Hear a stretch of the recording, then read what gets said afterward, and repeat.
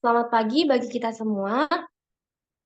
Yang terhormat dosen pengampu mata kuliah Dietetik Penyakit Degeneratif, Ibu Erni Rukmana SJZ MSI, Pak Muhammad Edwin Frasyari MKM, Bu Nila Reswaryu Haryana SJZ MSI, dan Ibu Risti Rusmiati SJZ MSI. Di sini kami akan mempresentasikan materi kami mengenai ACS Active Coronary Syndrome tambah dan CF Congestive Heart Failure dan diabetes mellitus tipe 2. Sebelum masuk ke materi, anggota kelompok saya.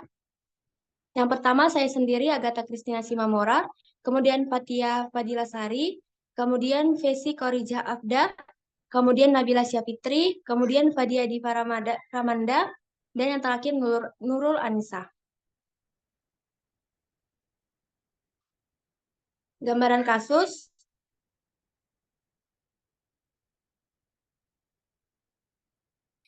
Sini kami akan menjelaskan dan mengerjakan kasus nomor 4. Selanjutnya masuk ke materi. Bagian pengkajian gizi akan saya jelaskan. Screening gizi. Berdasarkan gambaran kasus di atas, screening gizi Tuan Y dapat dilakukan menggunakan formula MST atau Malnutrition Screening Tools. Di dalam gambaran kasus Tuan Y dinyatakan bahwa Tuan Y tidak dicatat mengalami penurunan berat badan dalam 6 bulan terakhir dan skornya 0. Dan didapatkan juga bahwa Tuan Y mengalami penurunan nafsu makan dan skornya 1, sehingga didapatkan total skor yaitu 1. Dari skor tersebut dapat dilihat bahwasanya pasien tidak berisiko malnutrisi. Kesimpulannya, Tuan Y tidak berisiko malnutrisi dapat dilihat dari hasil screening, terlihat bahwa Tuan Y mendapatkan hasil screening gizi dengan skor 1 yang menunjukkan bahwasanya pasien tidak berisiko malnutrisi.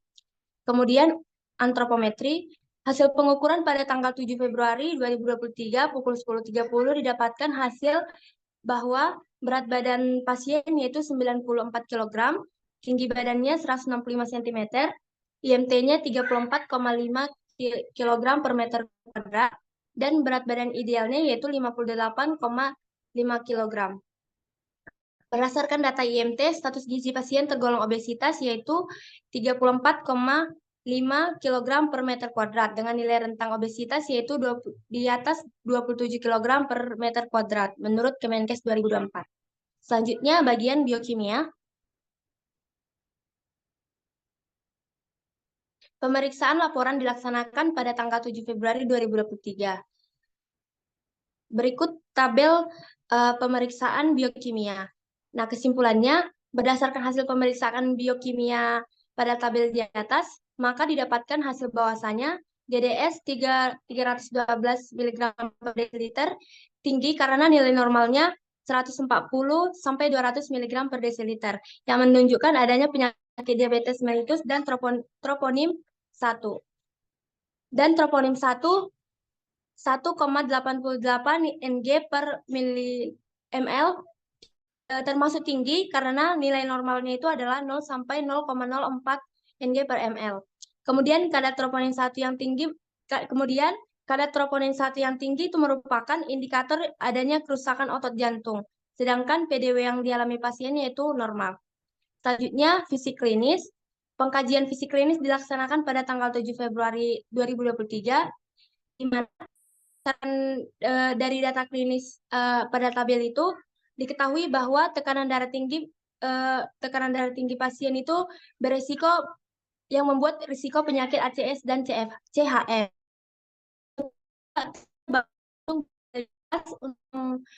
Kompensasi penurunan fungsi jantung. Pernapasan cepat merupakan tanda bahwa adanya kekurangan oksigen, sesak nafas, dan sesak nafas merupakan gejala yang sering menyertai ACS. Selanjutnya,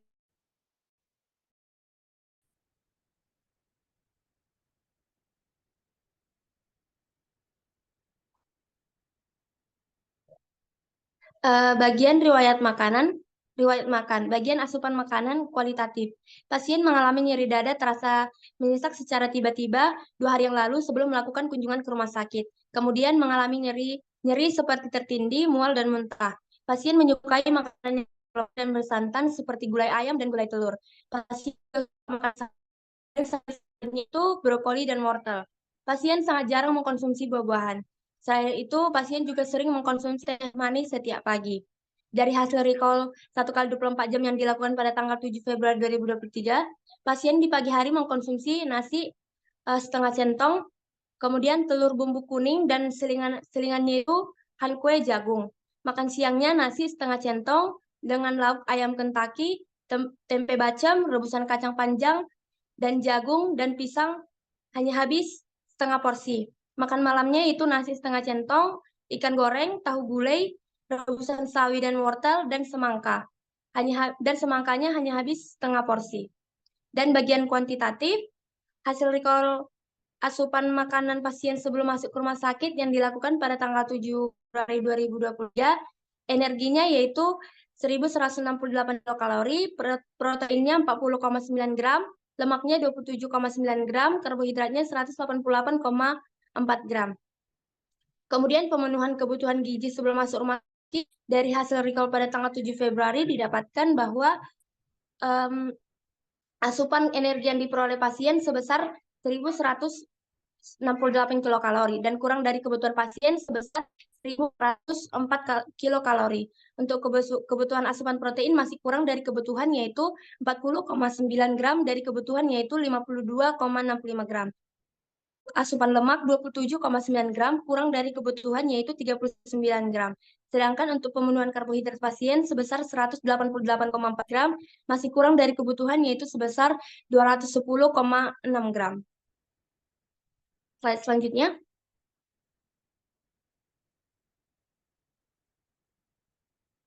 Pengetahuan dan perilaku gizi. Pasien, temannya, dan keluarga belum pernah mendapatkan edukasi gizi mengenai ACS dan CHF dan diabetes mellitus tipe 2. Sehingga pasien banyak mengetahui pengetahuan tentang penyakit tersebut. Kemudian aktivitas fisik, dia merupakan seorang penjual mainan, kegiatan sehari-hari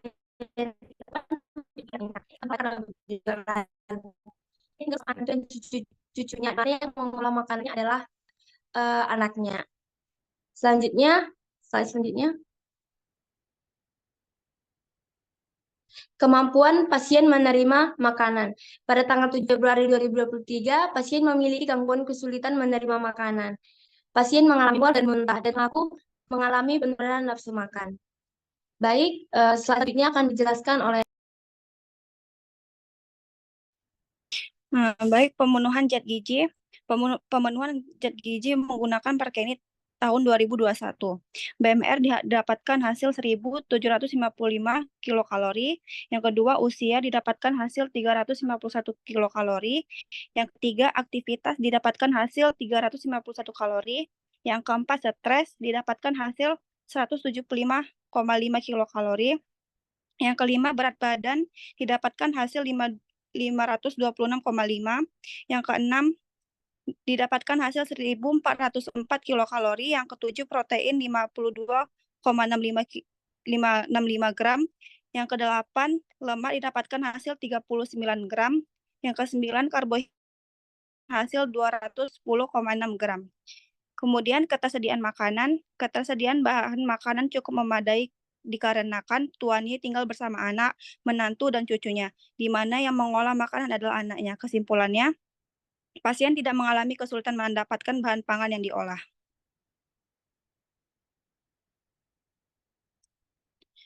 Kemudian interaksi obat dan gizi. Nama obat injeksi ranitidin. Fungsinya, ranitidin merupakan salah satu jenis obat yang biasanya digunakan untuk mengobati atau mencegah sakit MAH, rasa panas di perut, dan sakit pada perut dikarenakan oleh tukak lambung. Interaksi dan gizi, ranitidin adalah menghambat astamin 2 yang menurunkan jumlah asam yang dibuat oleh lambung. Resep ranitidin disetujui oleh berbagai indikasi, termasuk pengobatan dan pencegahan tukak lambung dan khusus serta pengobatan penyakit reflux gastroesophageal. Yang kedua, injeksi ondansetron. Suntikan ondansetron digunakan untuk mencegah mual dan muntah akibat kemoterapi dan pembedahan kanker. interaksi dan gizi, obat ini bekerja dengan memblokir zat-zat dalam tubuh yang dapat menyebabkan mual atau muntah. Itu termasuk dalam kelompok obat yang disebut antiemetik. Yang ketiga, injeksi Renamin. Renamin merupakan obat yang digunakan untuk meredakan diare akut yang tidak diketahui penyebabnya dan diare kronik. Renamin digunakan untuk mengurangi frekuensi buang air besar dengan memperlambat pergerakan saluran cerna sehingga usus memiliki lebih banyak waktu untuk menyerap nutrisi dari makanan. Yang keempat, injeksi spironolakton mengobati tekanan darah tinggi dan gagal jantung. Ini juga dapat digunakan untuk mengurangi pembekakan yang berhubungan dengan penyakit jantung, ginjal, atau hati. Spironolakton termasuk ke dalam jenis obat diuretik hemat kalium. Obat ini bekerja dengan cara menghambat penyerapan garam atau natrium dan air berlebih ke dalam tubuh, serta menjaga agar kadar kalium darah tidak terlalu rendah. Dengan begitu, pengeluaran air lewat urin bisa ditingkatkan dengan tekanan darah dapat diturunkan. Yang kelima, atorvastatin. Atorvastatin adalah obat untuk menurunkan kolesterol jahat atau LDL dan trigliserida, serta meningkatkan kadar kolesterol baik HDL di dalam darah. Atorvastatin menurunkan jumlah kolesterol dalam tubuh dengan cara menghambat enzim yang bertugas memproduksi kolesterol dari hati. Dengan demikian, jumlah kolesterol jahat dalam tubuh akan turun. Yang terakhir, kandestran. Kandestran adalah obat untuk menurunkan tekanan darah pada hipertensi. Kandestran termasuk ke dalam obat golongan angiotensin receptor blockers atau ARB yang bekerja dengan cara menghambat reseptor angiotensin 2. Saat angiotensin 2 dihambat, pembuluh darah akan lemas dan melebar, sehingga jantung akan lebih mudah dalam memompa darah dan tekanan darah pun turun.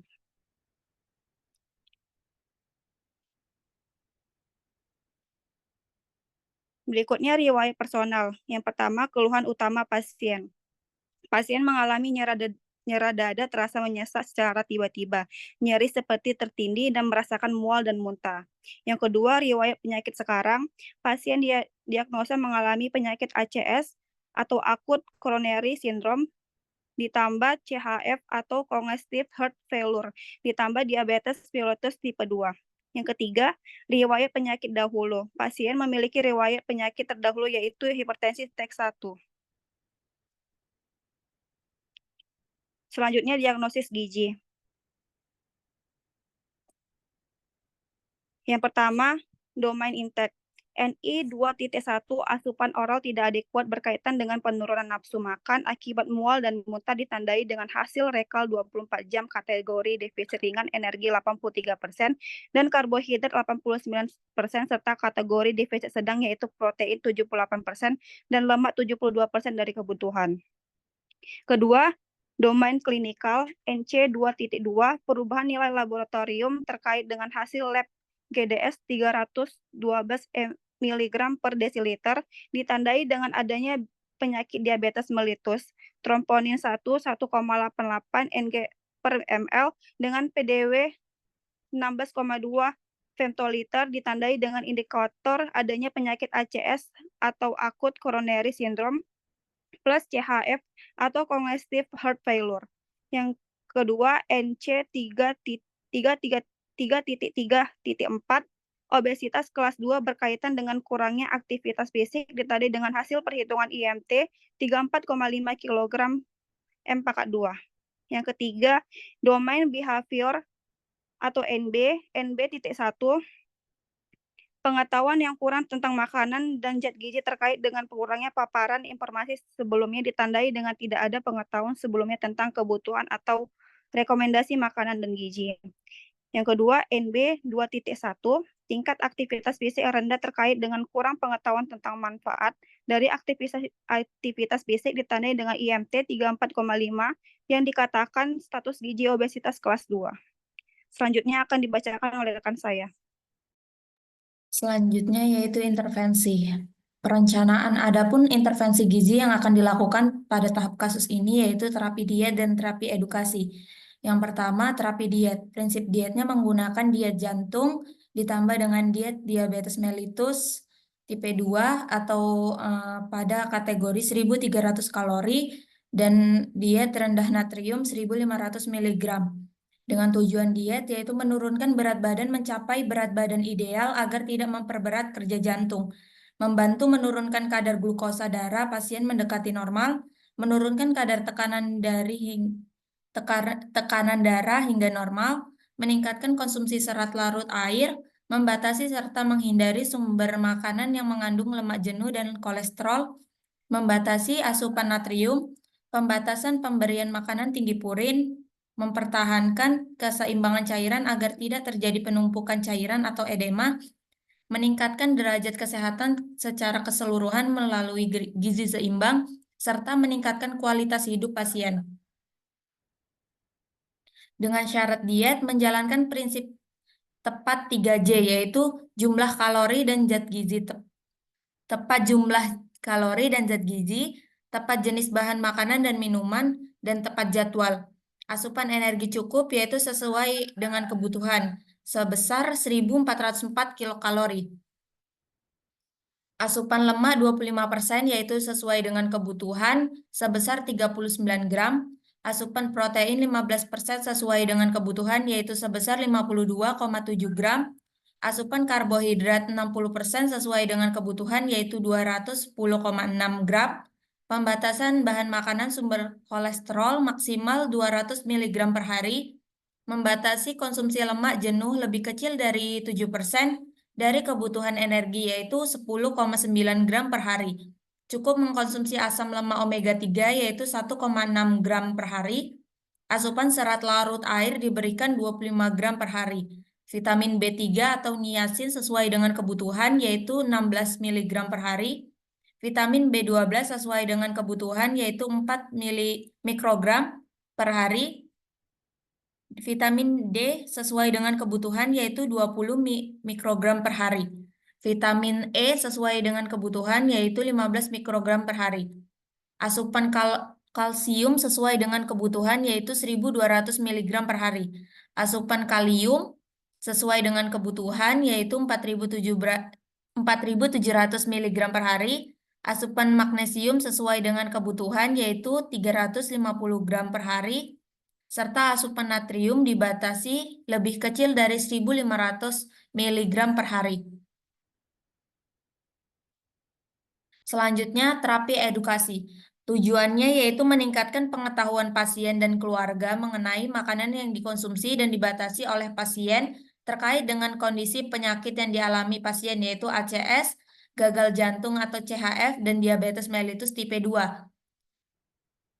Meningkatkan pemahaman pasien dan keluarga mengenai terapi diet dan menu yang diberikan. Meningkatkan kesadaran pasien dan keluarga agar dapat mematuhi diet yang telah diberikan.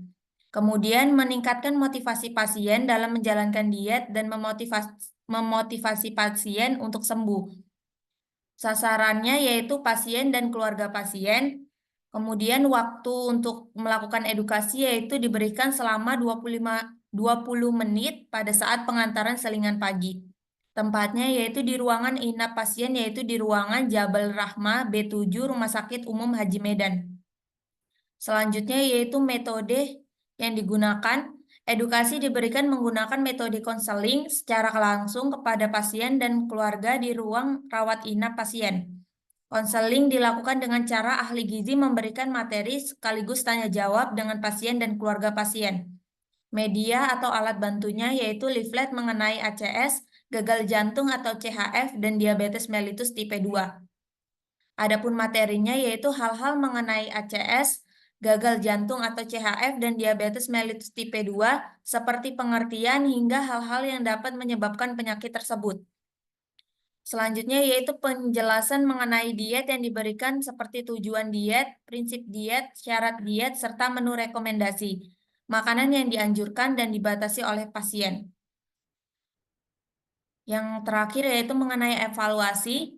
Pasien dan keluarga memahami mengenai ACS, gagal jantung atau CHF, dan diabetes mellitus tipe 2 seperti pengertian hingga penyebab penyakit tersebut. Pasien dan keluarga dapat mematuhi dan menerapkan diet yang telah diberikan pada pasien. Pasien dan keluarga mengetahui dan menerapkan mengenai makanan yang dianjurkan dan makanan yang harus dibatasi oleh pasien. Selanjutnya akan dijelaskan oleh rekan saya. Monitoring dan evaluasi. Berikut adalah tabel mengenai perencanaan monitoring dan evaluasi terhadap Tuan Y. Yang pertama, untuk antropometri akan dilakukan penimbangan selama 1 minggu sekali, di mana IMT Tuan Y sebelumnya itu dalam rentang obesitas dengan nilai 34,5 ditargetkan menjadi rentang normal yaitu 18,5 sampai 25 kg per meter kuadrat. Kemudian untuk biokimia, sebelumnya gula darah dan troponin 1 dari Tuan Y ini tinggi, maka akan dilakukan pemeriksaan 1 minggu sekali dengan target Tuan Y akan mencapai gula darah rentang normal 140 sampai 200 mg per desiliter dan untuk troponin dengan rentang 0 sampai 0,04 nanogram per mililiter. Untuk fisik klinis, Tuan Y sebelumnya mengalami mual, muntah, nyeri, sesak nafas, dan penurunan nafsu makan, maka akan dilakukan pemeriksaan 2 hari sekali dengan target bahwa mualnya berkurang, tidak lagi muntah, nyeri berkurang, tidak lagi sesak nafas, dan nafsu makan meningkat. Untuk dietary, akan dilakukan recall 24 jam dan pengamatan food waste, di mana asupan lemak dan protein sebelumnya defisit sedang, maka ditargetkan akan mencapai minimal 80% dari kebutuhan Tuan Y. Selanjutnya akan disampaikan oleh rekan berikut.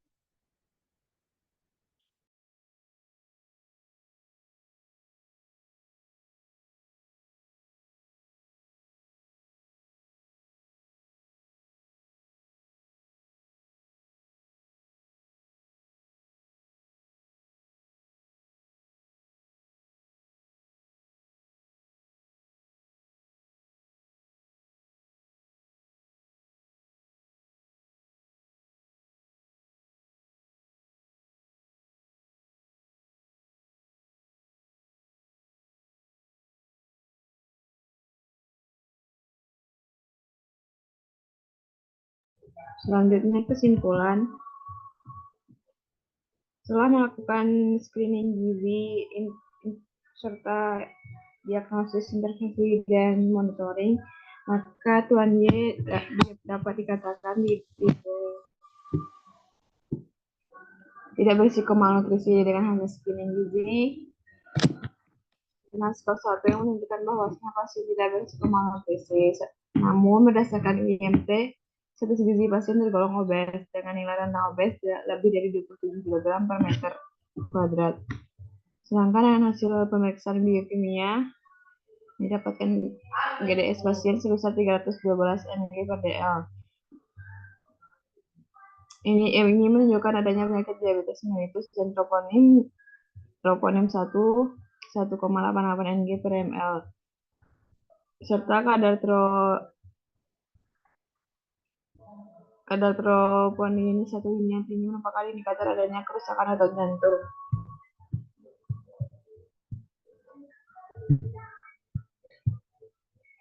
Untuk hasil intervensi serta berdasarkan data klinis juga dapat diketahui bahwa tekanan darah tinggi merupakan faktor risiko penyakit ACS dan CHF. Nadi yang cepat tanda bahwa jantung bekerja lebih keras untuk mengkompensasi penurunan fungsi jantung. Pernapasan cepat tanda bahwa kurang oksigen, sesak nafas merupakan gejala yang sering menyertai ACS. Serta asupan energi yang diperoleh pasien hanya sebesar 1.168 kilokalori dan kurang dari kebutuhan pasien yang sebesar 1.404 kilokalori. Untuk kebutuhan asupan protein masih kurang dari kebutuhan yaitu 40,9 gram dari kebutuhan yaitu 52,65 gram. Untuk asupan lemak 27,9 gram kurang dari kebutuhan yaitu 39 gram. Sedangkan untuk pemenuhan karbohidrat pasien sebesar 188,4 gram masih kurang dari kebutuhan yaitu sebesar 210,6 gram. Untuk hasil intervensi terhadap pasien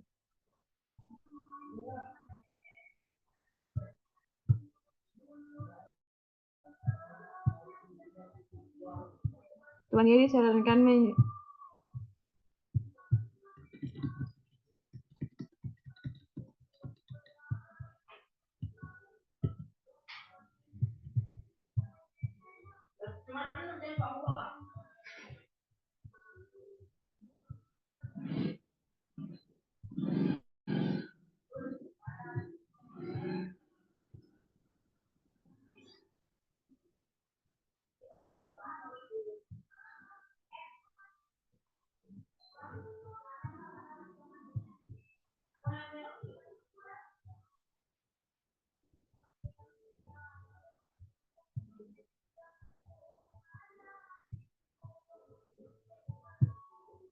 untuk hasil intervensi terhadap pasien, Tuan Y disarankan menjalani diet jantung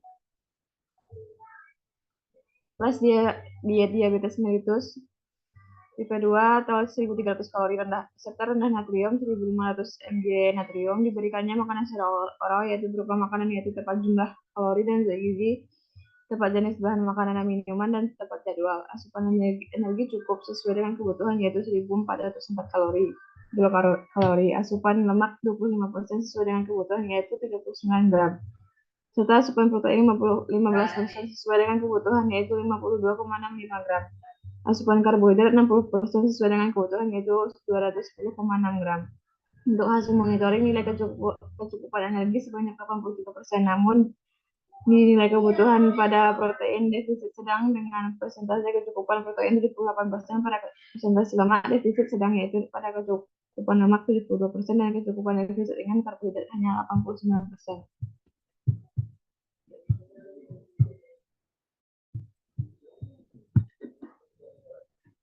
Untuk pemberian edukasi kepada pasien, dampak perilaku dan lingkungan terkait gizi dapat dilihat dari tingkat pengetahuan mengenai makanan dan gizi dari pasien. Metode yang dilakukan untuk melihat hal tersebut adalah dengan melakukan tanya jawab secara langsung dengan Tuan Y.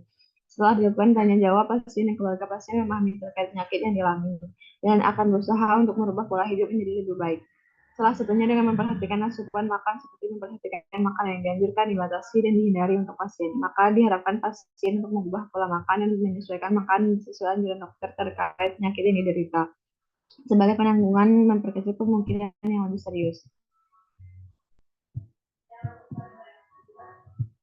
Selanjutnya, adapun menu rekomendasi pada makan pagi ada nasi tim atau bubur, lalu ada ikan tongkol suwir bumbu kecap, lalu ada sayur bening bayam tahu dan buah pisang. Lalu pada selingan pagi ada bubur jagung manis, dan makan siang ada nasi tim atau bubur, ayam kukus bawang putih, cah wortel jamur tiram, perkedel tempe, dan buah mangga. Lalu pada selingan sore ada puding ubi ungu, dan pada makan malam ada nasi tim atau bubur, tumis daging sapi cincang, sup oyong, dan tahu bacem. Sehingga jumlah keseluruhan pada energinya ada 1.607,05 kilokalori. Lalu pada proteinnya 74,8 gram dan lemaknya 46,6 gram. Lalu karbohidratnya 315,25 gram. Lalu vitamin C-nya 84 mg dan jumlah sengnya 8,6 mg dan juga zat besinya 17,4 mg. Selanjutnya saya berikan kepada moderator. Baik, sekian presentasi dan penjelasan yang bisa kami sampaikan. Kami mohon maaf jika ada salah kata. Terima kasih.